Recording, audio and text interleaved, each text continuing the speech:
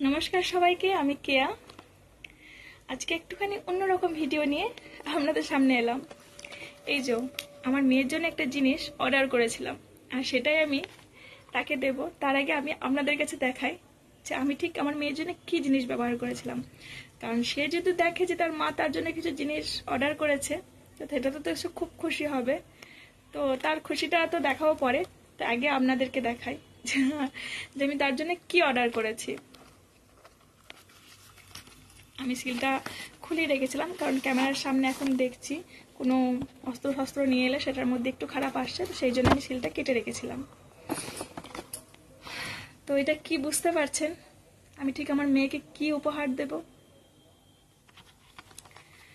ঠিকই ধরেছেন, এটা হলো চিলি স্প্রে।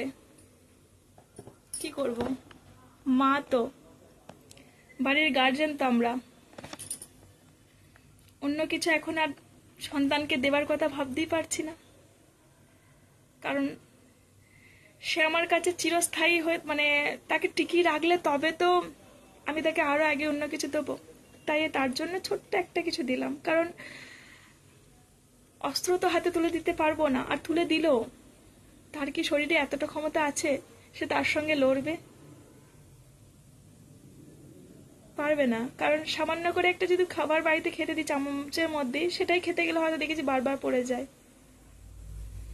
কারণ সে এখন ঠিক করে তো চামচ দিয়ে খাবারটাই খেতে শেখেনি, সেখানে কি করে পারে একটা অস্ত্র নিয়ে অন্য একটা দানবের সঙ্গে লড়াই করতে? আবার আমি ভুলও ভাবছি, একটা কেন, হয়তো অনেকগুলো দানব হতে পারে, অনেকগুলো রাক্ষস পিচাস হতে পারে।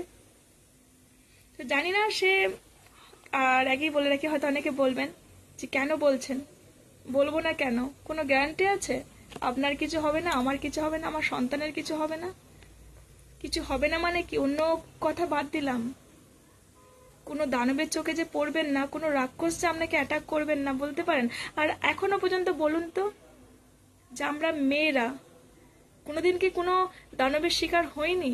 বাসে, ট্রামে, রাস্তাঘাটে কোনোদিন না কোনো জায়গায় কিন্তু হয়েছি। হয়তো কোনো নারী প্রকাশ করে ফেলে, কোনো নারী প্রকাশ করে না।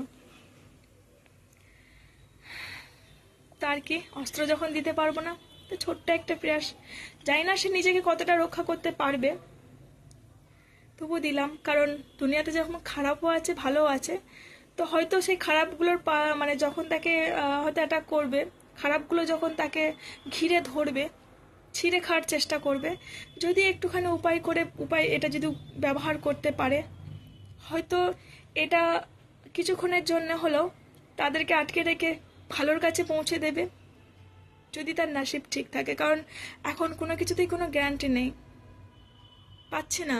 শুধুমাত্র আমার রাজ্যে বলে নয়, ভিন রাজ্য, প্রতিটা কোনায় কোনায় প্রত্যেকটা দিন প্রতিটা মুহূর্তে যা যা ঘটে চলেছে আমাদের মেয়েদের সাথে, সেই ক্ষেত্রে কোনো সময় ভাবতে পারি না। হ্যাঁ, বলবেন যে তাহলে মেয়েকে, বাচ্চাকে দিয়ে আসা নিয়ে আসা করুন।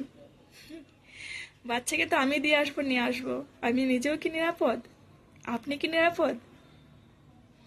হয়তো হ্যাঁ, আমাদের কাছে অস্ত্র রাখবো, ঠিক আছে, কিন্তু তাদের সঙ্গে শক্তি তো তার পেরে উঠি না।